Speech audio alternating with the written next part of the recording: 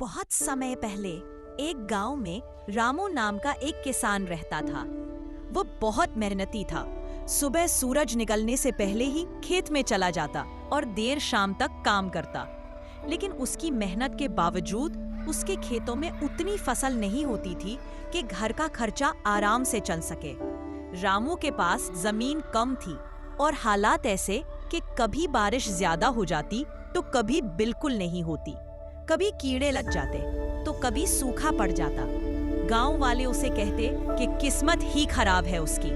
लेकिन रामू हार मानने वाला नहीं था।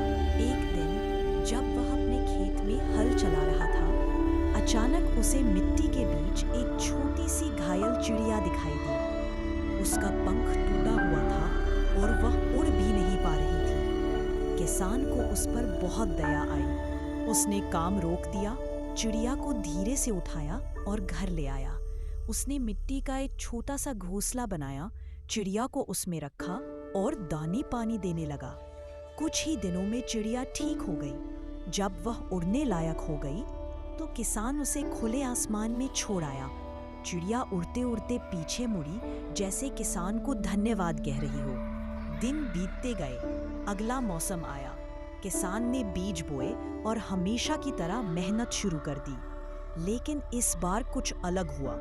खेतों में फसल पहले से कहीं अधिक हरी भरी और सोने जैसी चमकदार होने लगी। अनाज इतना हुआ कि घर में रखने की जगह कम पड़ गई। गांव के लोग हैरान रह गए। वे रामू से पूछने लगे, भाई तूने कौन सा बीज लगाया, कौन सी खाद डाली?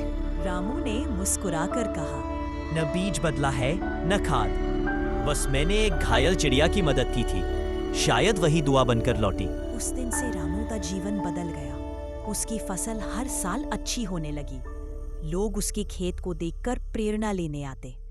रामू हमेशा कहता, खेत में फसल मेहनत से होती है, लेकिन जीवन में सुख दुख दया और भलाई से आते हैं। जो दया बोता है वही खुशी काटता है।